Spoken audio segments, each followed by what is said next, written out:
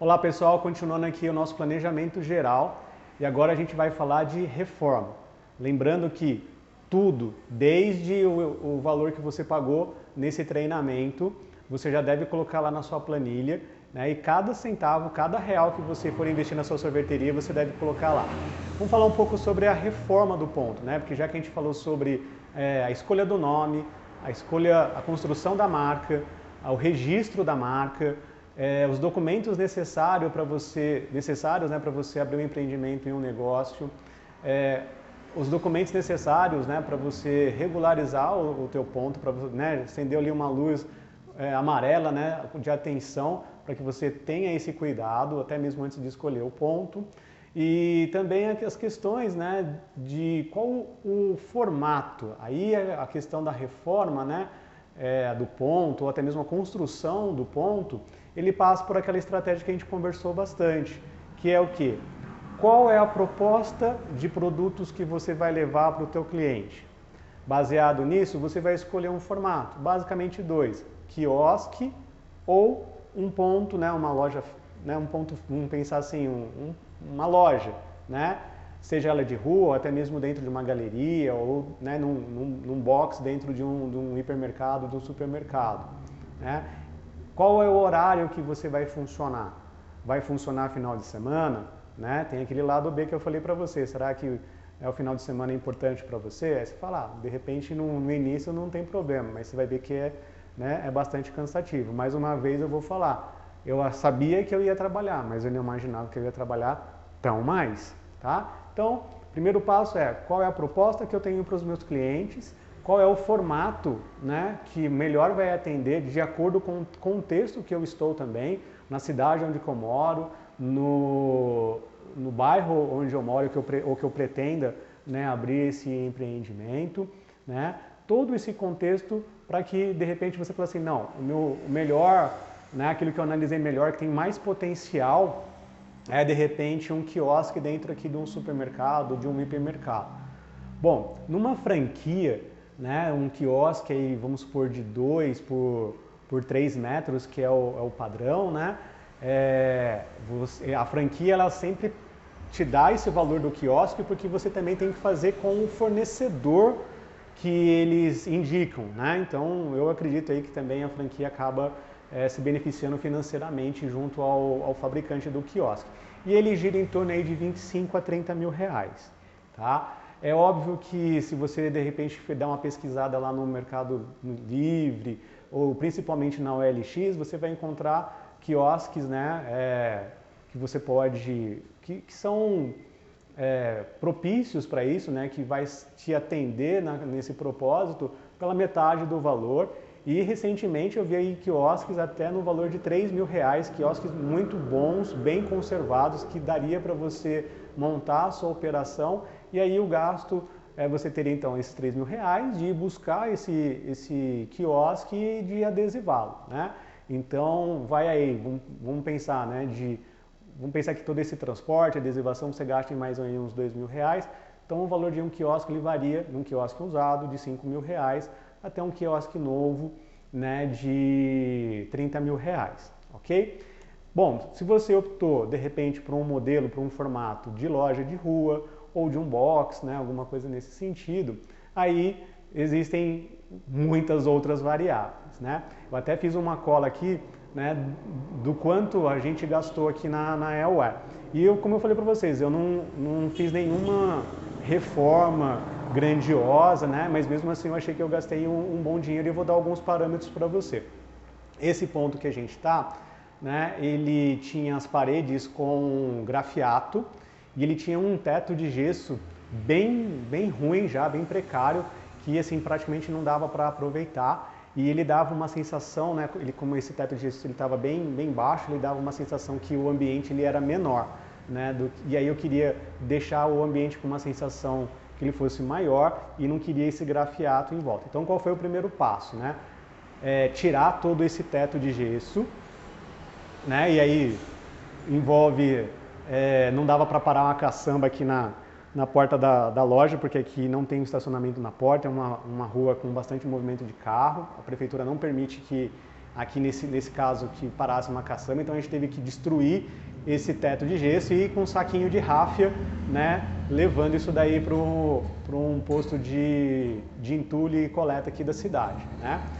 Depois a gente colocou gesso nas paredes, né, pintou e aí começou a questão também da parte elétrica. Então, só para início, né, de conversa, eu vou dar um parâmetro para você de quanto que a gente gastou só para fazer tipo essa limpeza, né?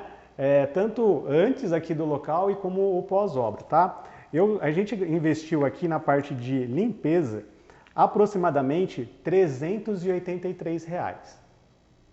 Só com vassoura, pano. Você fala, putz, mas essa vassoura é cara, hein, Marcelo? Esse pano que você comprou é caro, né? Então, aí envolve todos os materiais de limpeza, pós-obra, esse transporte, né, de colocar os sacos dentro do carro e levar. Foi tudo contabilizado naquela planilhinha que eu passei aí para vocês de investimento, né? Bom, daí eu quero reforçar com vocês uma outra informação importante, um item importante, que é a parte elétrica, né? Você vai estar trabalhando aí com uma máquina que o investimento ela não é baixo, e aí, infelizmente, na maioria das vezes, né, você vai encontrar aí um ponto que é antigo, e aí você vai olhar a parte elétrica, né?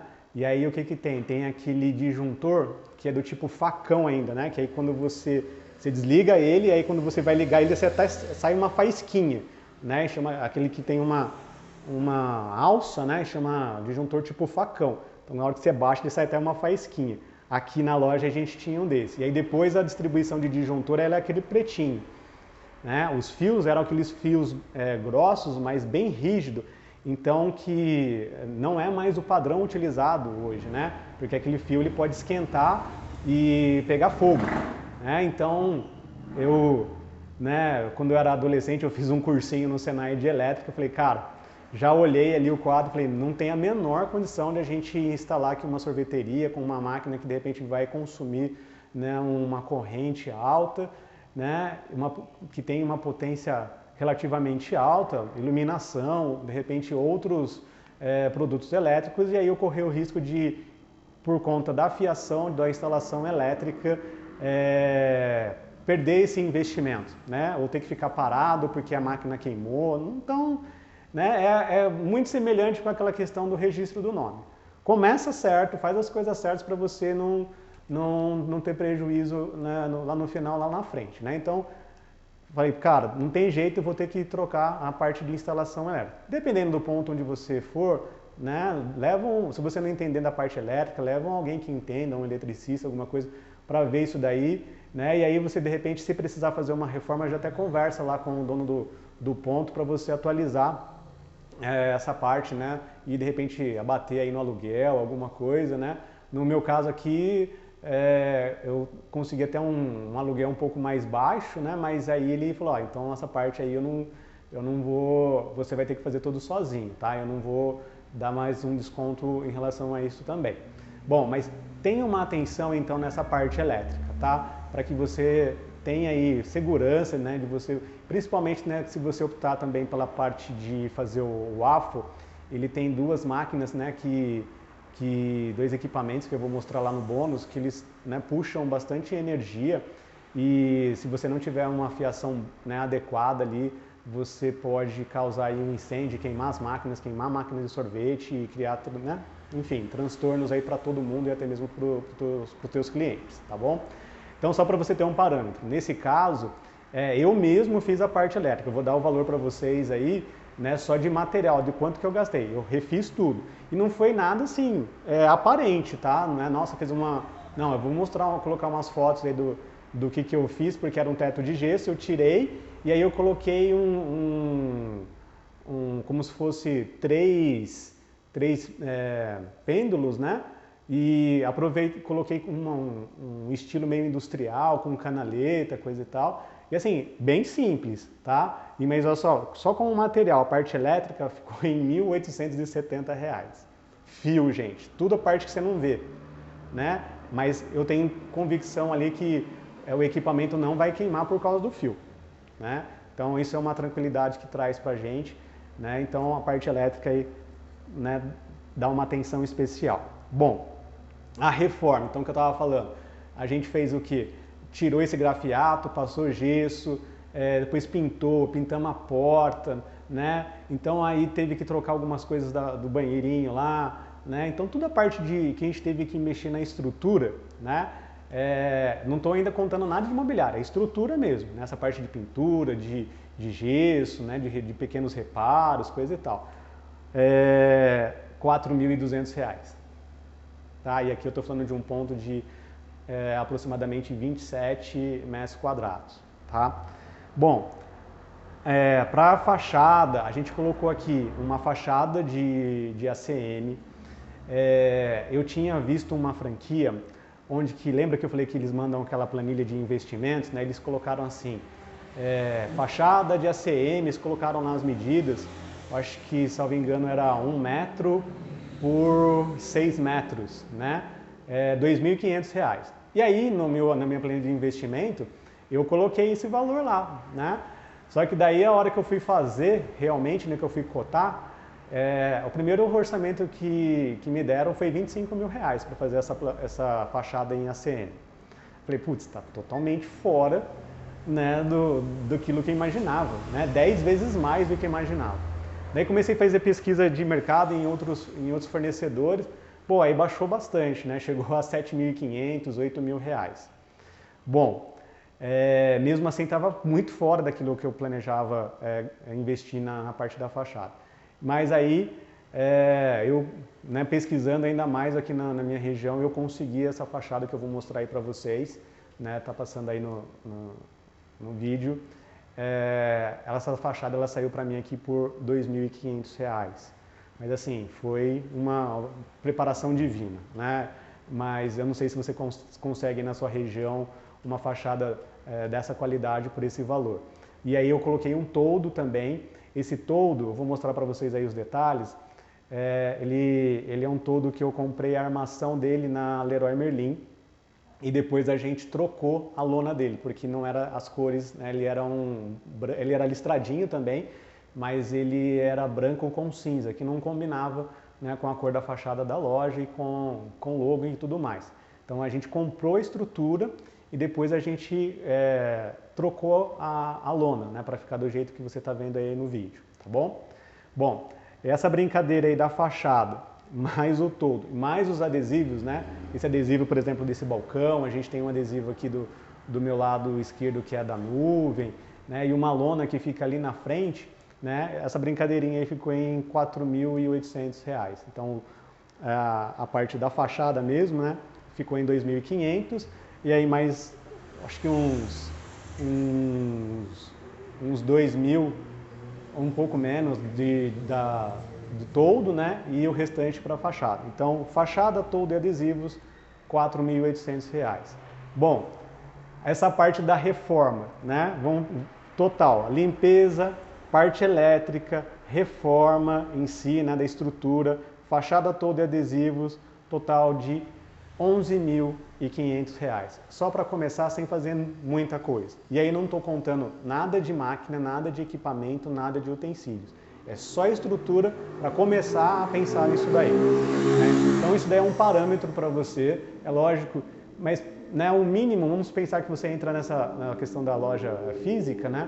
O mínimo que você vai ter que fazer, se você encontrar um bom ponto bem conservado, que você não precise mexer na parte elétrica, né? Deu sorte, né? Você vai ter que pintar, vai ter que ter um adesivo de repente lá para você colocar as imagens dos seus produtos, né? Vai ter que ter uma fachada, né? Então vamos supor que você economize aí, né, da parte elétrica R$ 1.800, entre R$ 9.000 e R$ 10.000 se você vai gastar em uma reforma, né? E pensa o seguinte, lembra em alguns vídeos anteriores, né, a dica que eu estou dando é assista todos os vídeos, tenha uma visão geral e a hora que você começar realmente a desenvolver, né, o teu empreendimento, a tua sorveteria, todas essas coisas elas têm que caminhar ao mesmo tempo. Porque se você já trabalhou com algum tipo de obra, se você não trabalhou com obra, você já deve ter ouvido essa frase, né? Que, cara, você começa a mexer com uma coisa, aparece outra e assim vai indo. E assim, demora, tá? Se você pegar, por exemplo, qualquer franquia na área de alimentação, eles te dão um prazo de 45 a 60 dias para inaugurar. Então, tudo tem que estar correndo ao mesmo tempo. Eu não tive todas essas informações que eu estou passando para vocês agora. Então, cada item, eu ia lá, eu fazia, depois que eu terminava, eu ia lá e começava um outro. Poucas coisas eu consegui desenvolver paralelamente. Então, eu consegui aqui uma carência para o meu ponto, né, de aproximadamente 1 mês, mas eu levei 3 meses, desde a assinatura do contrato até chegar e falar assim, não, estamos abertos, foram 3 meses para reformar, para comprar os equipamentos, para montar o mobiliário, para aprender a como fazer, a como atender, né, a fazer todos os produtos, criar toda a questão do cardápio. Tudo isso, né, que eu estou passando aqui para vocês foram 3 meses. Então, o meu desejo, né, com esse treinamento é que você tenha todas as informações e, na medida do possível, vai fazendo o máximo ao mesmo tempo, tá? Para que você ganhe tempo. Mas, ó, pode colocar aí uns 45, 60 dias, né? E se você conseguir no tempo menor, aí depois você me fala, né? Que aí eu quero saber qual que é a mágica que você fez aí também. Tá certo? A gente se vê aí no próximo vídeo, a gente vai falar sobre a compra das máquinas. Uma parte bem sensível aí do seu investimento, do planejamento do seu negócio. Te vejo no próximo vídeo.